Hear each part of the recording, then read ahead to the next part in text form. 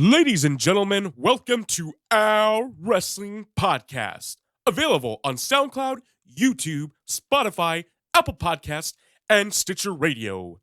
So, without further ado, the following podcast is scheduled for one fall, and today's topic, the history of the main event.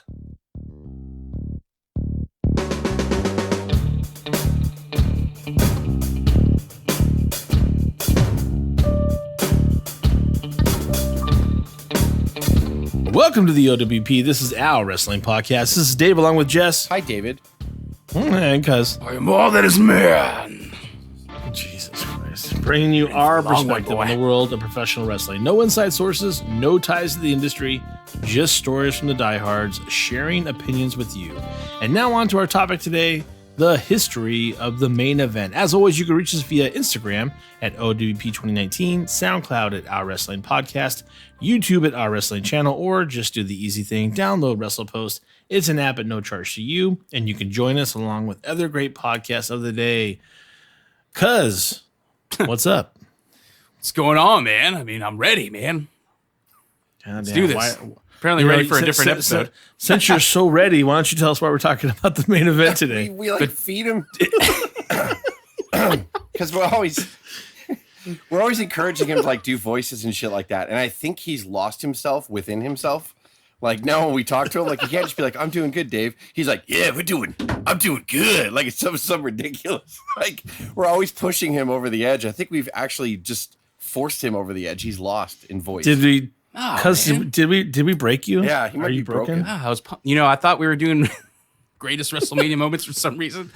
I listened to our archives from last year. Did you go back to your thread and fucking see that never happened? Oh my God. Yeah. Oh yeah. I went back and saw that. We have a group text, and this week we were just texting ideas, and I texted, let's do the history of the main event. I think and then so Dave's like, okay, and Cuz that would be cool, and Cuz threw a couple of ideas out, and then right before we hit record, Dave's like, okay, we're getting ready to do the main event, history of the main event. And Cuz was like, what? I fucking thought we were doing the best of WrestleMania history or something like that. I'm like, where did you fucking pull that from? Yes, sorry, history of WrestleMania. That's what I thought we were doing. That's what kind of Cuz we're dealing with right now, folks. Yep, you damn right. I was pumped up, couldn't wait to get off work. Just got home, had to deal with piece of shit drivers on the way, and it's WrestleMania season. So I was a little hopped up on that, but my dreams are crushed. We're a little ways away. I mean, come on. Yeah. Well, Well, actually, the reason why I kind of threw this topic out there was because, we did in January, we highlighted the Royal Rumble, and rightfully so, because that's the Royal Rumble month. And we said that starts the March to Mania, which it does. So far, no lies have been spoken. In February, I was thinking, February was WCW Super Brawl, but I was like, I don't know, man. I don't know how many people think fondly. And I was like, wait a minute. February used to be the month of the main event, which was a spin-off of Saturday night's main event, because we all know the struggles as kids trying to stay up till 11:30 at night to watch Saturday night's main event on NBC. And that was, on 4 or 5 times a year during one of the off weeks for Saturday Night Live. And they kept Saturday Night Live's time slot, the hour and a half starting at 11:30 p.m. So as kids, we didn't get the East Coast feed and shit like that, with satellite dishes now. We had to actually stay up until 11:30 at night, which was horrible. Sometimes we'd so hard. Yeah, we'd fall asleep and wake up and so I'd always end up recording it and watching it early the next morning or something. But the main event was a spinoff where they got a deal with NBC, because Vince has always had a pretty good relationship with NBC and Dick Ebersol.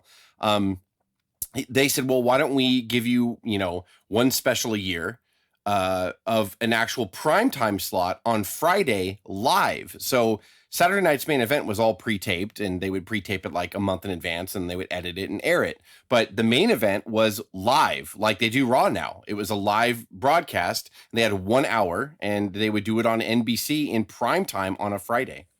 Just to start you off, Dave. Sorry, I had to rear us back, because I will own that I took us down the Cuz vortex, and I did not mean to.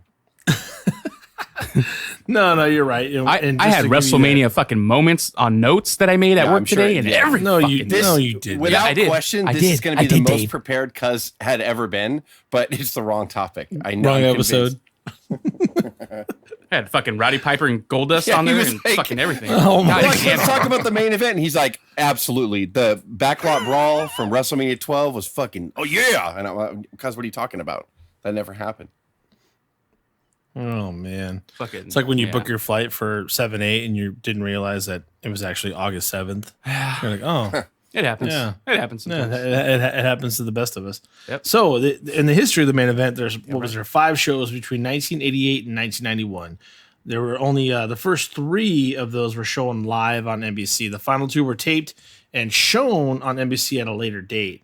But they included high card wrestlers like Hogan. We talked about Andre, brother, Macho Man, and the Ultimate Warrior. $1 Million Man was.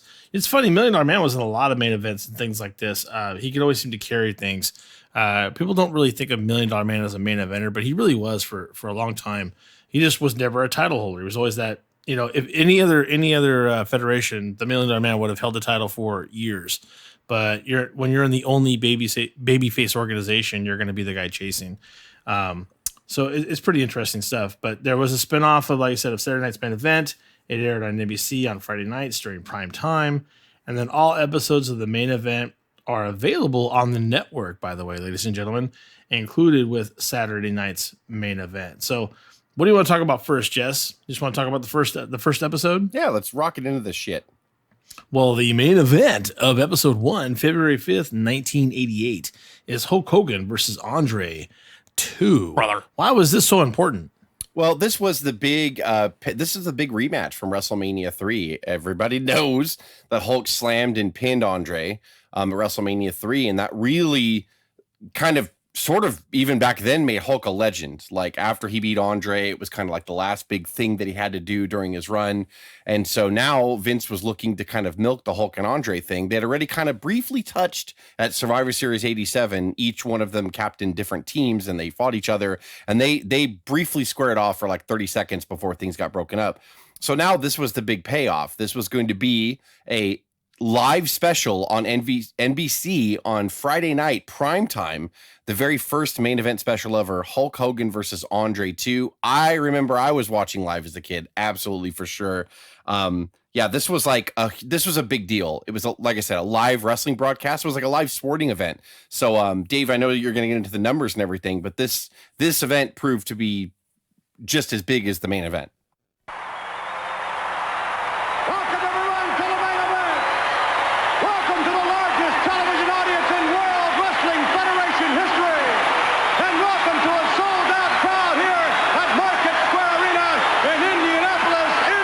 Yeah, we're talking over 15 million households. We're talking 33 million viewers. There has never been a more watched televised pro wrestling show since this moment. It'll probably never peak that way again. I can't think of any. Yeah, with DVR and stuff and streaming stuff, there's no way. I mean, unless it's a Super Bowl and the World Series hits those numbers and stuff, and probably the NBA playoffs to a certain extent. But I mean, wrestling will never hit this level again. I mean, just because back here, it was like NBC, CBS, ABC really were like the only 3 big, network shows. And back here, cable was in its infancy. So like most people didn't even have cable at this point. So you just had your basic dial, right? You had channel 2, 4, 5, which was like a local affiliate, 7, which was ABC, 11, which I think just became Fox back at this point. Fox was a super tiny network, and then like 13 was another local channel. That's all you had. That was it. And you didn't have all the stuff that you have now. And 15.2 million households. That's insane. Think about that for a minute. For Hulk and Andre, that's how hot WWF was back here. That's how hot Hulk and Andre were. It's like, that's a big ass number.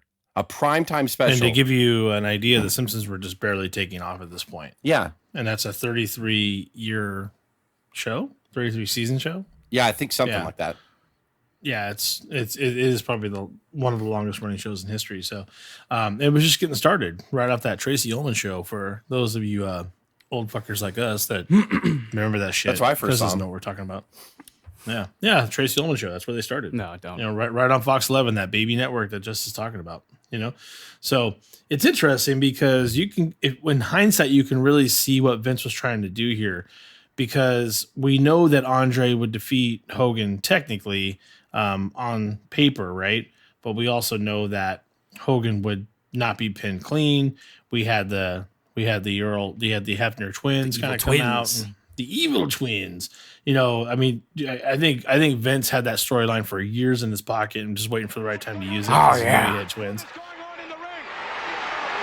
Wait a minute, is that Dave Hebner or is that Dave Hebner? How could there be two Dave Hebners?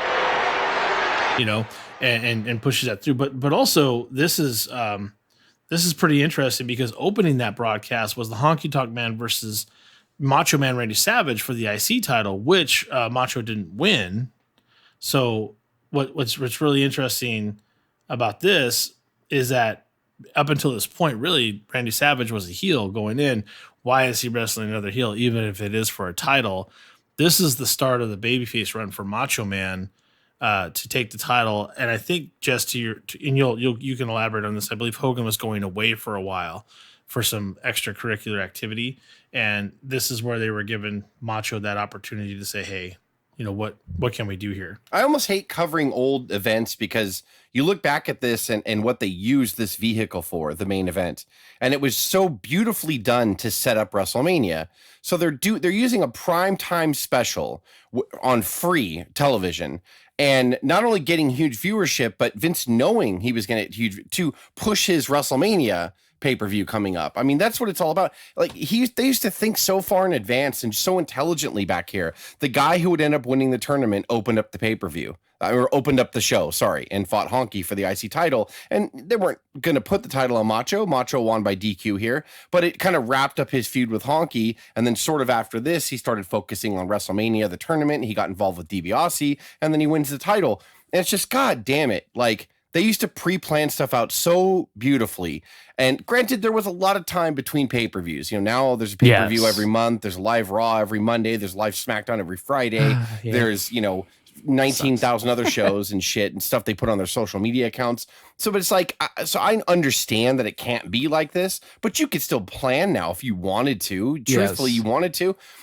It's unfortunately everything hinges so much on ratings now or downloads or whatever. It sucks because they're scared that if they take time to breathe for a minute, that they might get a few low rated episodes, which now they're throwing the best shit at you and they're still putting up record lows. But I digress. It's like, God, like if you're going to put up shit numbers, at least tell your stories and let your characters breathe. But back here, it was just so nice to see that it all made sense. When you think about what happened at Mania 4, this was perfect. Absolutely. I always forget you have a slow build of the Warrior too.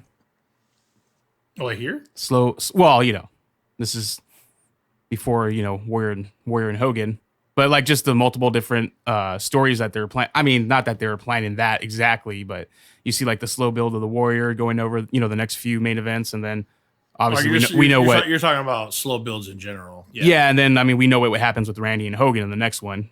But we'll get into that because I'll save you. And before you go, I thank you for there's multiple storylines. Before you go on to the next main event, because I don't want to. This is just the first one. They would have a full card obviously in the arena, and then before they would go live, they had matches. So here, real quick, in the first dark match, Axe defeated Ken Patera. Why? I don't know.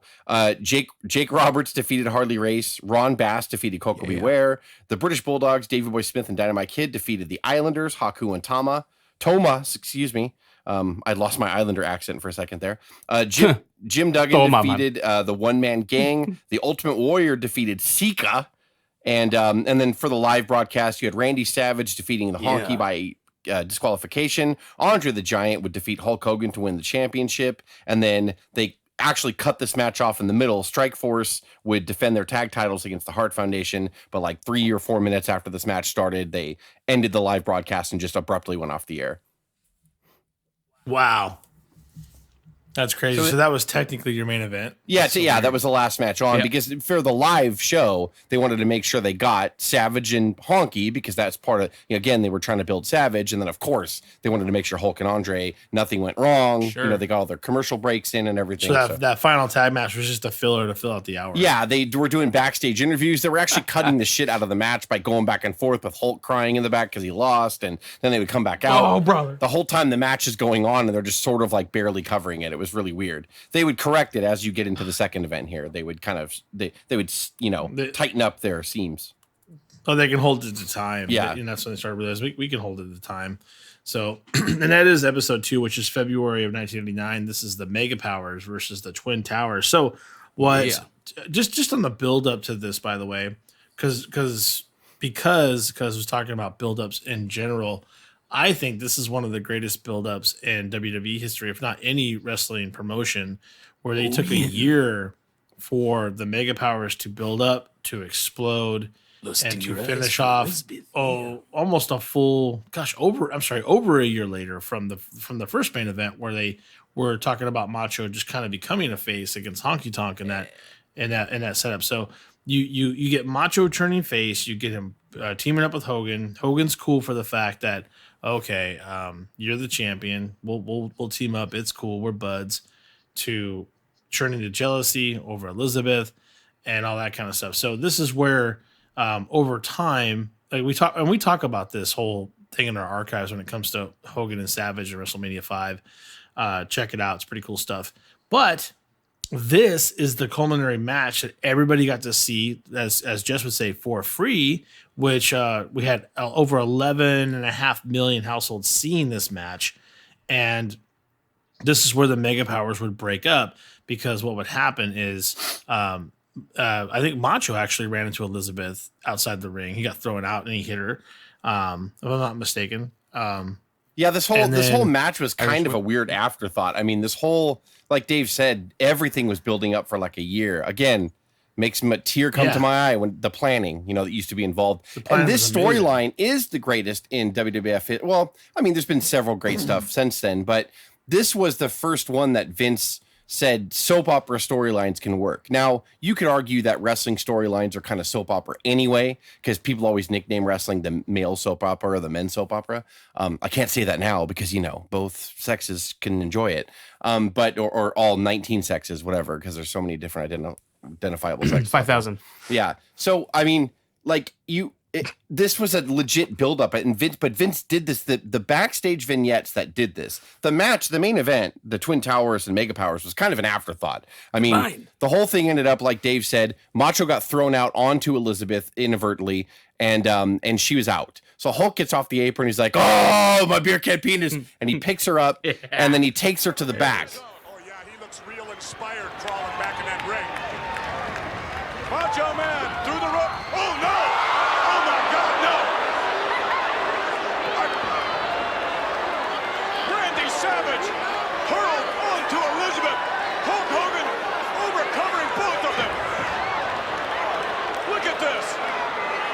Randy Savage was thrown right onto Elizabeth and took her. He gets her in the back, and then they keep going back to the skit in the back where he's like, "Oh, wake up. Oh, brother, wake up." And then Savage is still in the ring getting the shit beat out of him by Bossman and Hakeem. And then every time Macho would kind of get an advantage, he would look back at the entrance and be like, "You just left me, fucker." And so he said that on live TV, "Fucking bitch," like super loud. And "You want my bitch? You're a bitch." Yeah, live TV. And it was weird that he said all that. Anyway, they edited it out. It's not on the network anymore. Shit, And so they kept doing it, and then Liz wakes up and she's like, "What about Randy?" And he's like, "Oh fuck, I forgot that I was wrestling." So he runs back out to the arena and he gets back up on the apron. He's like, "Tag me, brother! Oh, tag me!" And then Macho Man, finally gets the advantage again. He walks up to Hulk, he's gonna tag him, and he slaps him in his fucking face. Now Hulk Hogan reaching for the tag. Randy Savage not tagging out. What? What's he? Ooh, what a slap! What was that for? I don't know, but Savage struck Hogan. Big boss man. And Macho kind of turns heel, which, as I'm saying all this out loud, how is Hulk not the biggest fucking heel on the planet for doing what he did? Right. Walking out in the middle of a match, leaving Macho Man alone with two Boss Man was like 360 pounds and Akeem was fucking 450, like leaving them in the ring. And he's like, I'm going to take your girlfriend in the back. I'll be right back, brother. Like, I mean, are you shitting me right now? Like, it just, if you would think about it, like, wouldn't he just, after Savage hit her, he would just slap Savage awake and be like, take your back, brother. I'm going to get in the ring, kick these fat fuckers' asses. No, he didn't do that. Like, he just said, I'm taking your I'm out of here. Like, and he goes in the back with her. Like, it's just so odd. And Hulk still was the baby face in this whole thing, which is funny. And I'm a huge Hulkamaniac, and I was back then. But like, as you get older, I'm like, well, wait a minute. Yeah, if someone did that with me and my wife, I would fucking kill them if they did that. I would be so pissed. And everybody else who witnessed it would be like, no, Jess, you're right to be mad. Like, he fucking left you and took your wife away. Like, that's so odd. Like, but again, I just wrapping it. Sorry, I went off on a tangent there, but it gave Vince confidence to do this fucking hokey backstage skits. Now we see backstage skits all the time, but nothing like that had ever been done back here. This backstage, go back and watch it. It's corny, but like at the time, it was just so different. You weren't used to seeing that, and he used a live primetime broadcast to kind of do it, and it was the culmination of the explosion of the Mega Powers. It's like a work of art. And since then, when the Attitude Era got kicked off, that all was soap opera, right? Like giving birth to a hand, fucking Inferno matches, and that's my brother, Kane. Oh, like everything. You got my face. You got lust for Elizabeth right there.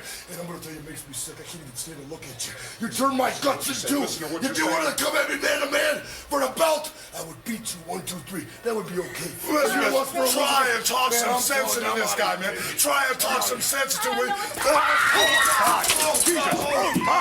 Oh, big time, huh? Get off. So bringing it back though, I have two questions. Sounded like?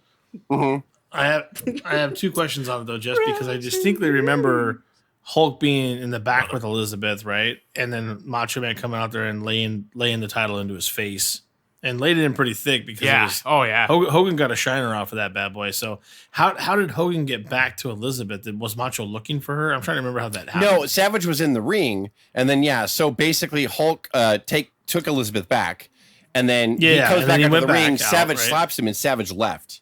So then Hulk had to fend for himself. Like, you left me alone? Fuck you, motherfucker. I'm leaving you alone. So Hulk got his ass beat. Savage goes back. He's yelling at Elizabeth like, how could you let him just take you back here? You're a hooker mouth. You're a hooker face. And like, and everything. Again, he said all those words verbatim. And so Hulk, I think Hulk won the match somehow. I'm not sure. He hulked up and did some weird shit he always did.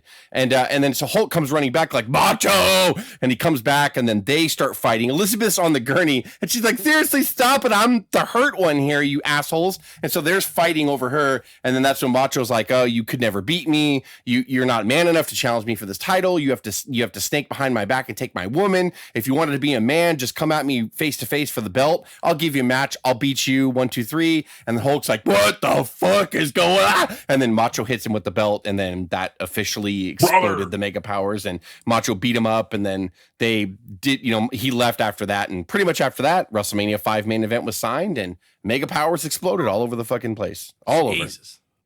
So here's my second question then.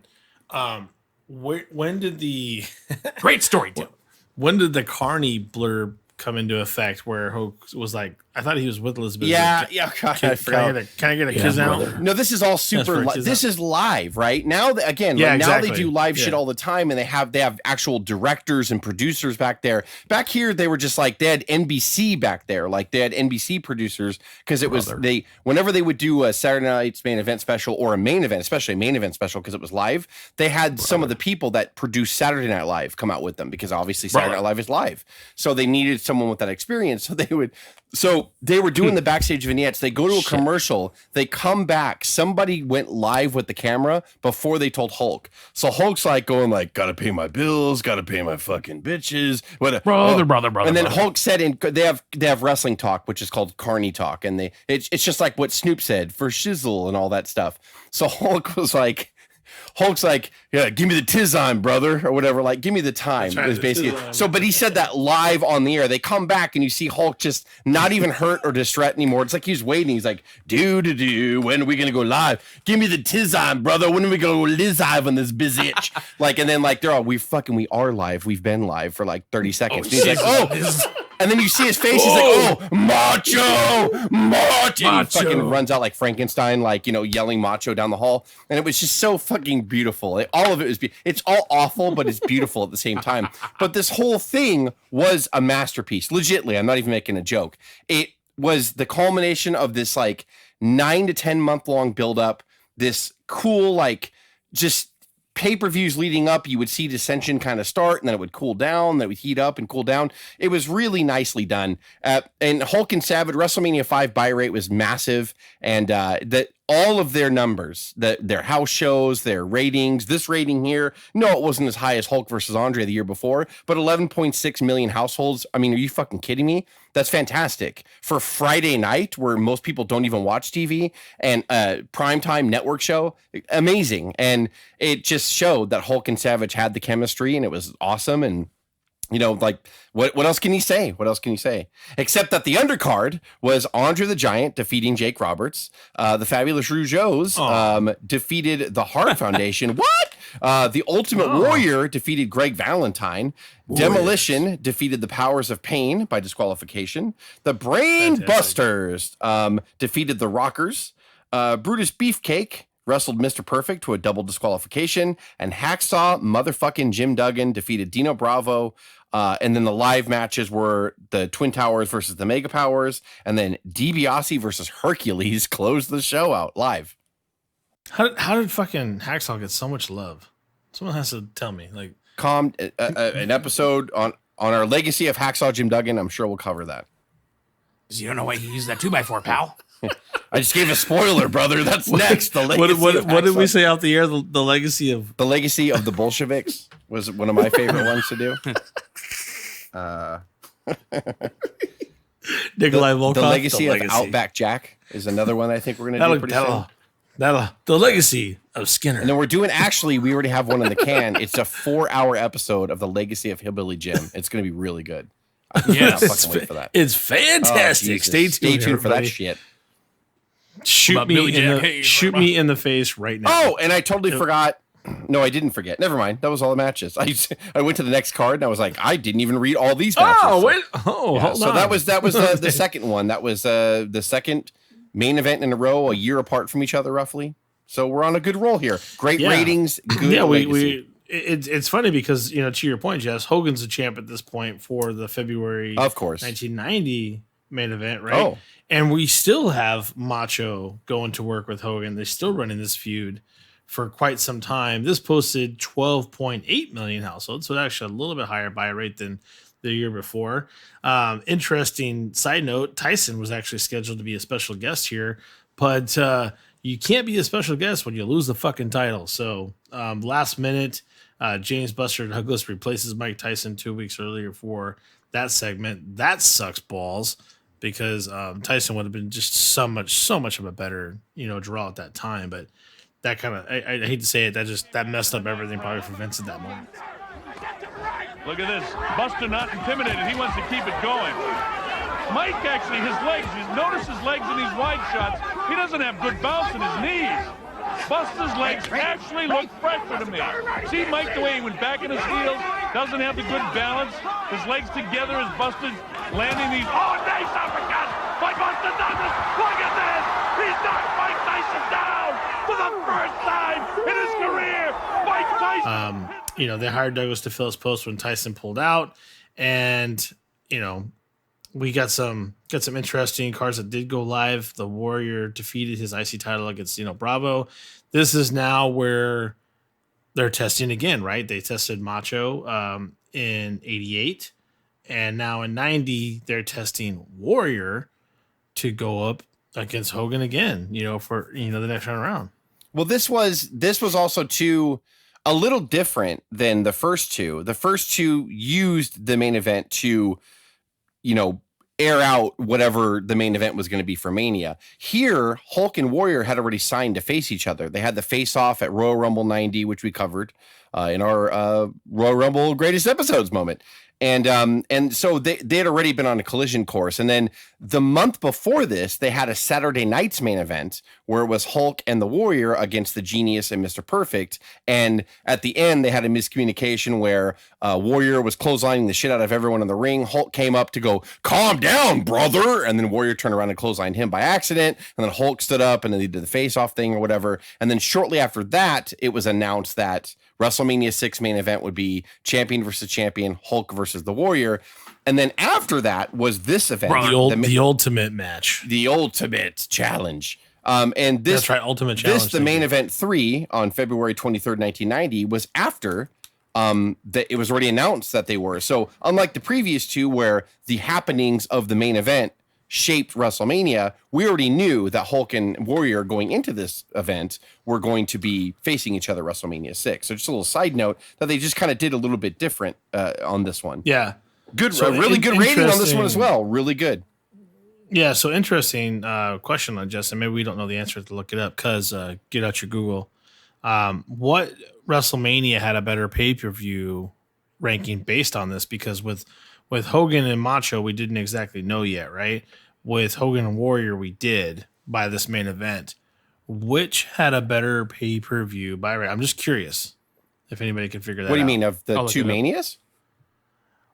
Yeah. It was 5 was much better, no? Oh, 5 was huge. 5 was 6 did not. 6 was nobody talks about it because the match was really good and people, remember Hulk versus Warrior, especially all of their face-offs that they did. It's like legendary. But no, WrestleMania 5 had a much bigger buy rate than Mania 6. I just wonder, and I'm spitballing here a little bit. I'm coming off script and I apologize, but I wonder if the way that was set up with Macho and Hogan, that storyline that ran forever, and we didn't know where that main event was going, and that main event goes, wow, they're gonna go now. Versus Warrior and Hogan, we knew for quite some time, and maybe it cooled off. I just wonder if that's part of the reason. I think personally, differential. I think personally that the first two, like I said, they used the free television and the anywhere between to push WrestleMania. Yeah, right? anywhere between 11 million and 15 million households watching to push WrestleMania. This one, the main event had already been announced, so this card was odd to me. The main event of this card was Hulk defending his title against Macho Man, which special guest referee originally supposed to be Mike Tyson, but ended up being Buster Douglas, like Dave said. And so nobody thought Macho was going to fucking win. They already announced the main event for WrestleMania, Hulk versus the Warrior. That's the match we all knew we were getting to. So it was odd because you already knew the main event going in, knowing Macho didn't even have a chance. I think that played into it, even though the rating was big. So people tuned in because they wanted to see something, but to me, this event was lesser already than the previous two because it was like, well, okay, we know Hulk's going to win or at least not lose the title because he's already signed to face the Warrior. And then the Warrior was going to defend his title against Dino Bravo. Even if the Warrior wasn't signed to fight anybody at WrestleMania, we knew he was going to beat Dino Bravo. So it was just kind of like an odd, they used the first two to do really cool things and to keep us guessing and to set the table for Mania. Here, the table for Mania was already set a month before, and we were kind of just sort of along for the ride. Good rating, but I think the show, in my opinion, suffered as a result. The regular face, which only raises the ire, I think, of Hulk Hogan. Well, Hogan better watch you. Of course the referee's not counting. He's with Savage. Look at this. Oh, wait a minute. Hulk, gave a right hand to Savage. It knocked the official down. Hulkster drops the leg. 1, 2, 3. That's a fast count. What? The winner of this bout, and still World Wrestling Federation champion, It's a bit of a kayfabe failure. Yeah. No, I mean, I'm just throwing it out there. I was just curious, but I think it plays into it because I think once you get to Hogan Warrior and the ultimate, I mean, because Hogan and Macho were definitely a soap opera setup, but it was very passionate and it felt very real. Here we're just getting into cartoons. That's a good point. That's a really good point. that it was, you know, as much as we want to buck against some of the corny soap opera shit, Macho and Hulk was done so well that there was really no soap opera storyline with Hulk and the Warrior. It was just the two best, this new guy that started getting a lot of big reactions against this old legend that had slammed Andre and done everything that he pretty much had done at that point, and you know, like kind of rockin' 80s led the way, and and it was just kind of like, it was cool for wrestling fans because we wanted to see that, but I guess to the casual viewer, as Macho and Hulk had a soap opera storyline attached to them and a woman involved, which everyone can relate to, someone trying to snake your girl, right? Like truthfully, and now it's like he kind of went back to just, it's two guys facing each other. I know nowadays we bitch, why can't it just go back to be emulation of a sporting event and just one man versus another man, or one versus another woman? But back here, it's like, I think the ratings dipped because they didn't have a soap opera. Like Dave made a great point there. They didn't have a soap opera attached to it. It was just two guys, the two top champions in the promotion, going to face, and it excited us as kids. But like, I guess as the mainstream, the casual audience was like, I mean, cool. I guess Macho and Hogan was a better story. Yeah, exactly. Sure. And it's kind of cool as we go and cover these main event cards. It does tell a story as how Vince kind of started changing his way of telling stories, which, you know, arrives us to 2020 where it's fucking a lump of shit. No, just a lump? Oh, yes. All right. But anyway, I don't want to interrupt this, but I'll just do the card real quick because I know we do got to move along. Let's do the it. dark matches were Earthquake defeated Rugged Ronnie Garvin. Dusty Rhodes defeated Mr. Perfect. Wow, that's cool. Ted DiBiase defeated Jake the Snake Roberts.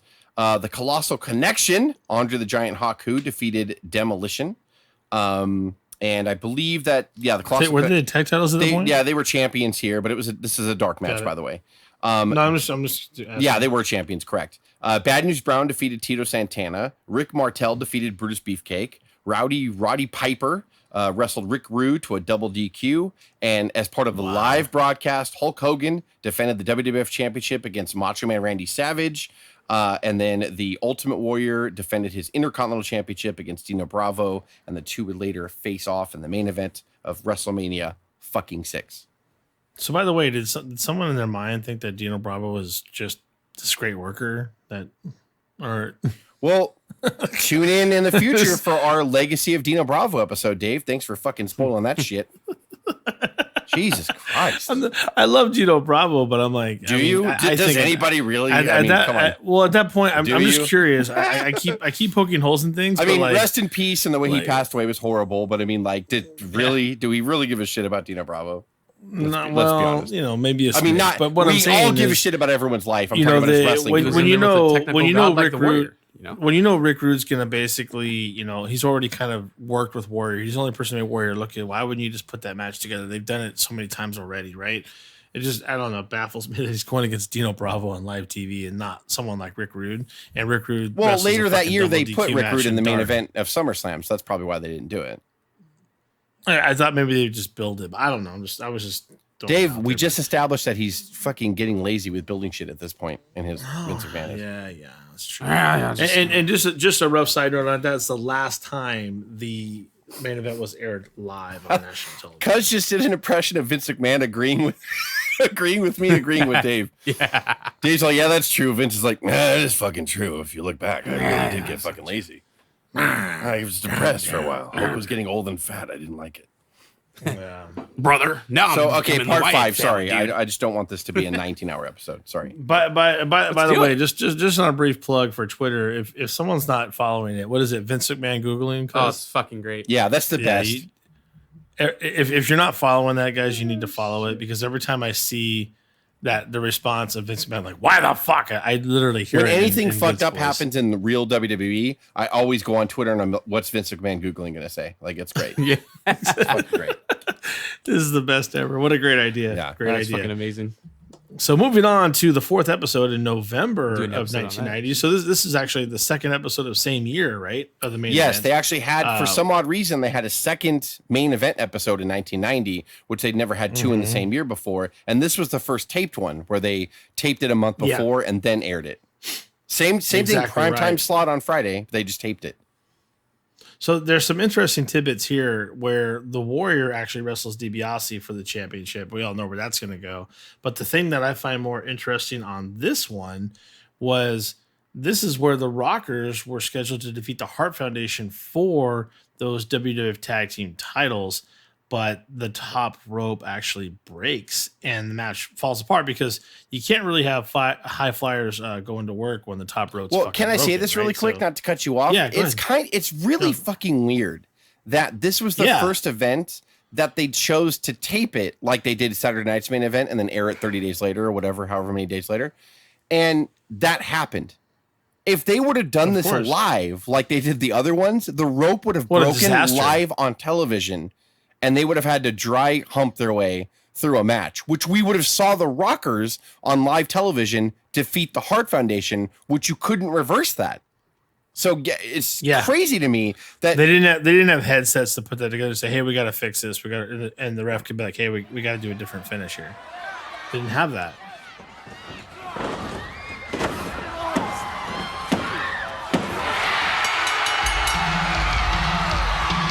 The winners of this bout and new Wrestling Federation Tag Team Champions. Yeah, so they did the taping of this, the 2 live matches that were originally supposed to be on the broadcast were the Rockers against the Hart Foundation in a best 2 out of 3 falls match for the tag titles and the Warrior defending his belt against DiBiase. Those were going to be the 2 matches that were going to be on this card. However, thank God they pre-taped it during the Rockers and Hart Foundation match. I think it was during the second fall, so it wasn't even like the third fall. The top rope breaks. So, and I don't remember, I don't even know if this match is on the network. Is it, cuz? I know it's on YouTube. It says they all are. Yeah. I think it is on the. But as far as the match, yeah. Well, yeah, it's part of Shawn Michaels tribute or something. It's on the network somewhere, but it's like a part of a Shawn Michaels tribute or the Brett and Shawn feud. You can dig it out. Yeah, it's somewhere in there. It's hard. So to find. The top rope breaks, and you see both teams like, well, we're fucked. And so they suffered through the match and like nothing worked. I mean, you don't really realize when you're a pro, when the top rope gets taken away from you, you don't really realize how much that fucks your shit up. So you can. Well, let's be real. The only person who could have adjusted was Brett. Well, and he couldn't even. I mean, it was just sort of like they were just all sort of like, holy shit, like, what do we do? Yeah, because even then he's throwing people into the ropes, I'm sure. But if you wanted pure mat wrestling right in the center of the ring and make it interesting, Brett could figure it out. Well, but I mean, out of habit, all of them everybody else was so dependent everything, on it, right? Counter moves, just throwing someone into the ropes, like bouncing off the rope to do your finisher, like everything required bouncing off the ropes. You don't think about that. Anvil was a back body drop maniac, and everything that fucking the Rockers were doing were high flying off the top rope for drop kicks and elbows and everything else. Yeah. So you neuter this match and then they still defeated the Hart Foundation. The footage is there of them beating the Hart Foundation, holding the tag titles up.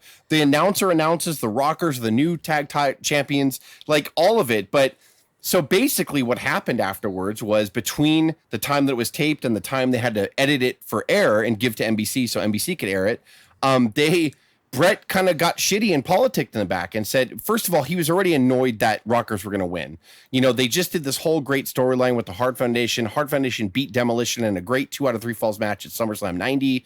And so Brett was, annoyed that 2 months ago, you put all this fucking energy into the Hart Foundation and now we're just going to lose to the Rockers? Like, why?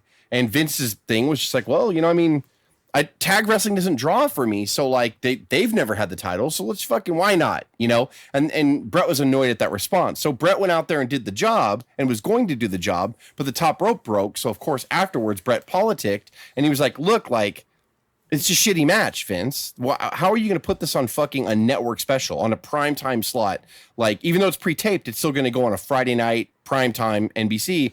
You can't put this on there. It's not going to work. And so Vince was like, you're right. I'm not going to rematch you guys. We're just going to pretend like the match never happened. So they never took the titles off the Hart Foundation, which it's crazy part in history.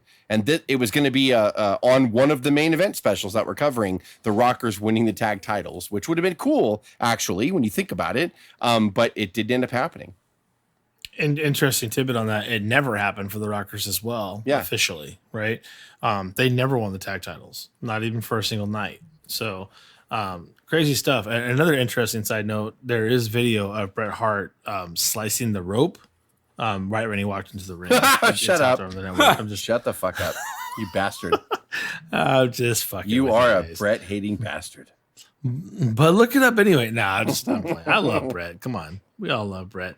But, like I said, it was the first show that was pre-taped, not live. Probably a good thing for also the first main event show that did not feature Hulk Hogan in any particular fashion. And the rating on this one was an 8.6 million household draw, which was significantly down from earlier that year where, the Hulk versus Warrior buildup was happening or whatever. And I can attribute it.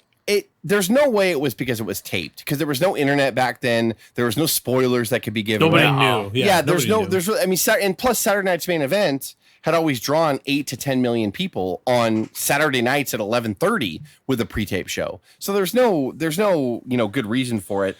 I think it was in November, and I think that's an odd period for wrestling in general. I just don't think people are looking to watch wrestling at that time. And on top of that, Hulk was not involved, and he was getting older. He was getting WWF was changing. By the end of 90, it was a different looking promotion, right? And the Warrior didn't do what they thought he would do in the box office. I mean, I'm not shitting on him. I'm not making a bad joke. It's just kind of what happened. And so I think, unfortunately, because of all those circumstances, it kind of dealt with an 8.6 million household rating, which honestly is still not that fucking bad. Like for pro wrestling, it's still big. And to your point, in November, there was no WrestleMania on the way. Yeah. And exactly. You're right. There was no WrestleMania on the way. Survivor Series was like the next main match event, which was like 2 weeks later or a week later. And of the big four, Survivor Series is the lowest. So you're right. It wasn't in the March to WrestleMania. So I think that kind of contributed to it. Not so much that Hulk wasn't there. I'm sure Hulk helped ratings back then, but I don't think he would have gotten much more. I don't think they would have even broke 10 with Hulk. Yeah, I agree. I agree with that. I think that's fair. It was a small card. The Rockers defeated the Hart Foundation to win the titles, which never happened. But that ended up being a dark match. So on the actual matches that made the show, the Warrior defeated Ted DiBiase by DQ when Macho Man ran in and hit Warrior on the back. Mr. Perfect defeated the Big Boss Man by countout, and Rick Martel defeated Tito Santana with the Boston Crab. Those matches did make the broadcast. And what's interesting is Macho running in and taking care of Warrior did lead into SummerSlam, I believe. No, it led into he hit Warrior with the scepter, and that's it led into that was Royal Rumble 91. I'm sorry, Royal Rumble. Yeah, that makes that plays. Yeah, they started setting up Macho and Warrior early. Yeah. Yep. And they started a decent feud. Just there was no title involved. It was kind of interesting. So, good stuff. Good stuff. I personally, it's funny at that one point I hated the Macho Warrior feud because I was such a Warrior geek because I was a dumb kid. Right. But in hindsight, Warrior did some of the. I'm sorry, Macho did some of the greatest stuff for Warrior at that time. Macho and Rude pretty much kept Warrior going. If you guys really think about it, if it weren't for those two guys, I don't know how long it would have lasted. They made him amazing. It's always the workers, guys. Always the workers. It's pretty incredible stuff when you think about it. Warrior made Macho Man and Rude. Okay. Jesus, just go, Dave. Just go. Don't fall for it. No, Dave. Right, final episode. You threw out the Cuz banana 1st, peel, and you can't. You got to resist. 1991. It was taped on January 28th, but it didn't air till February 1st. It's Hulk Hogan and Tugboat versus Earthquake. Hogan. Dino Bravo. We got a little who Tugboat, or better known as what, Cuz? 20,000 leagues under the sea, brother.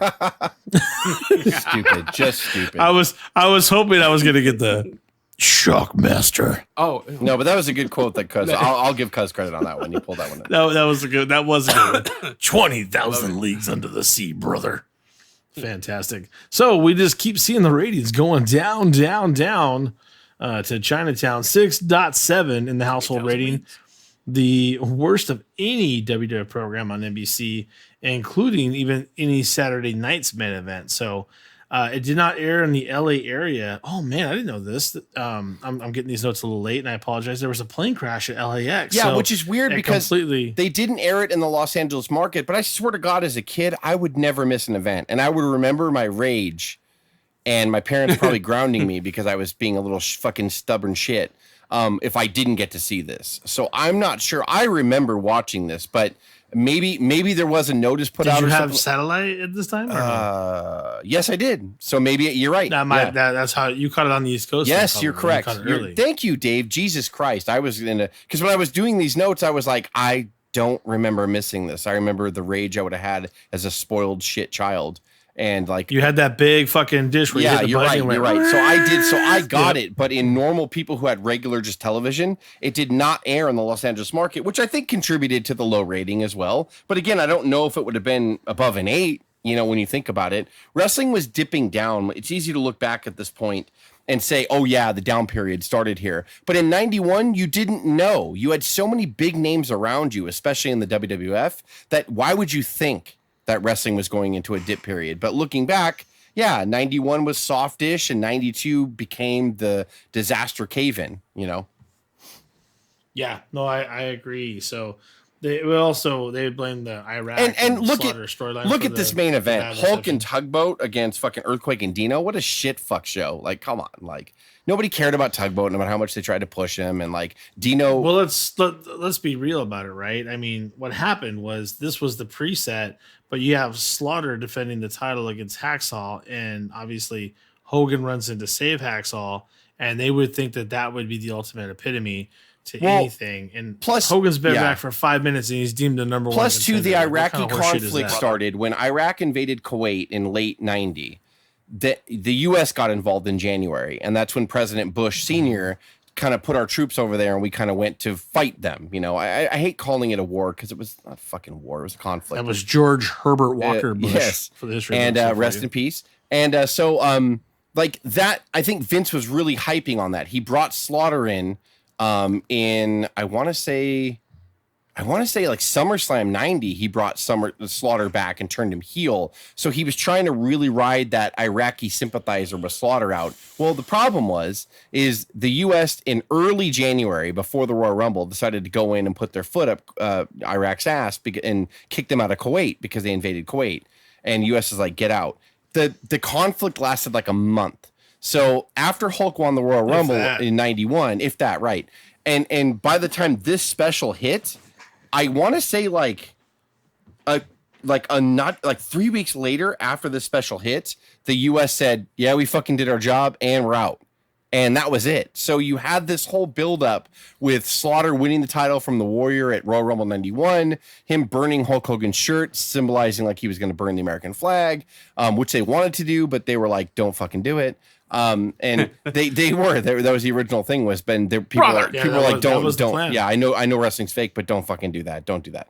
So he burnt Hulk's shirt in symbolism. So Vince really thought this whole buildup was going to fill the fucking LA Coliseum, which would hold like 100,000 people. But even if they got 70,000, they could make that look awesome, right?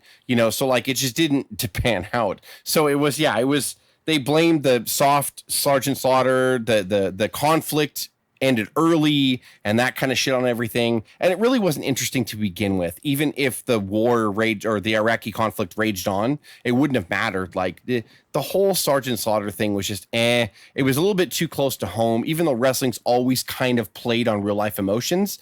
It works when it's a boyfriend and a girlfriend kind of storyline, right? Because you can relate to that. Someone trying to swoop your bitch. I'm so fucking... Why am I saying that? I said a bad word on the last one. I just called a woman a B word. That's so awful of me. Anyway, she's a bitch, brother. I was in character, brother. And so... Paige would not approve. And so, yeah. I called this, brother. That should probably be bleeped too, to be honest.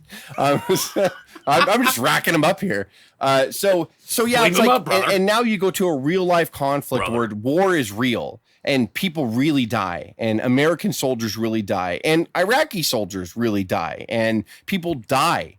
And that's kind of an odd thing to play off of. And even though I know wrestling's famous for playing off stuff like that, that's a little awkward. And so I think a combination of all that, the conflict ending earlier than they expected, just nobody really giving a shit about Sergeant Slaughter being a heel, Hulk getting older, and it just didn't work out. Like it all shit. And I think this rating kind of reflects that. But putting the LA plane crash aside. It's it's interesting because they tried this pretty much twice, right? They with the second conflict they had what was the name of the other guy that he wasn't really, from the Middle East. And it wasn't Hussein. What was the name of that wrestler? They pushed him out. Oh, what's the name of that guy? Muhammad Hassan? Yes. Hassan, yeah. Later on in 2005. You went back to that well again, and it got so bad that they had to pull him too. he disappeared from existence. Yeah, every time wrestling's tried to, except when they played on the Russian tension with the U.S., that worked for some reason with Nikolai and it's different when it's a Cold War, nobody dies. Yeah, right. It's different. It's just a tension, like you said. And you can hate the Russians, and they make movies. They make movies about all of it, and it seems to be fine. But wrestling can't seem to get away with that. So, brother, who knows? Maybe if they had Hassan then, maybe it would have been different. I don't know, but it's and this was a pre-tape show, but they only booked 3 matches for this show, and all 3 made the broadcast. Hulk Hogan and Tugboat defeated Earthquake and Dino Bravo with Jimmy Hart. Jim Duggan defeated Sergeant Slaughter by disqualification when Slaughter hit him with the flag. Legion of Doom, Hawk and Animal defended their... they weren't tag champions here. Legion of Doom defeated the Orient Express in a tag match. You kind of look at that and you're like, no wonder why the rating was low and shitty. And then all the stuff that we just talked about with them, just kind of the war sort of ending early, or the conflict, I should say. And it just kind of, it never really... All of 91 was just sort of a big kind of like that wasn't as good as I thought. Well, when you think about it, it's interesting because the drought kind of begins and ends with. I know it sounds crazy, but it ends with Mike Tyson. Mike Tyson fucks the world up and loses, out there. And he's worthless at that moment, and you got to get fucking Buster Douglas to replace him. And then things start to culminate from there, and wrestling kind of takes a deep shit.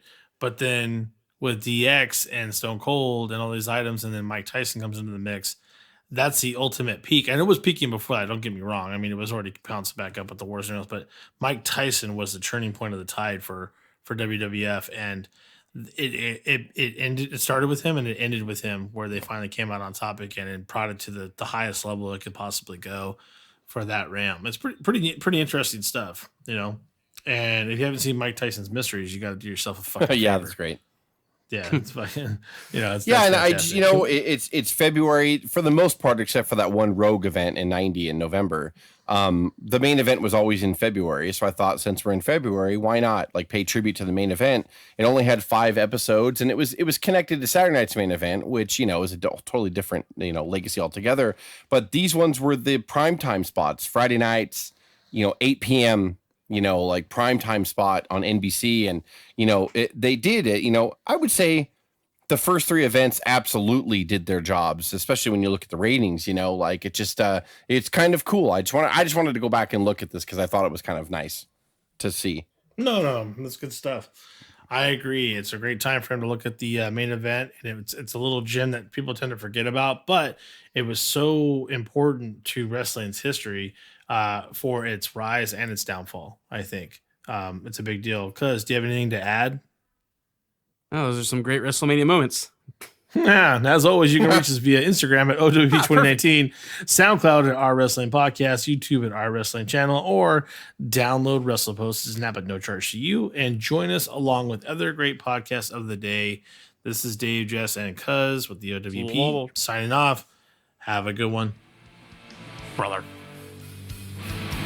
Hello, everybody. Cuz here with Our Wrestling Podcast.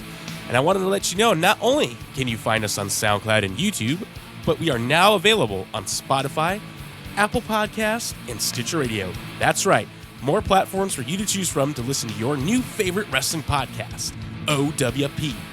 So subscribe to stay notified, and stay tuned every Tuesday as we release a new episode of Our Wrestling Podcast. Because Our Wrestling Podcast is your wrestling podcast.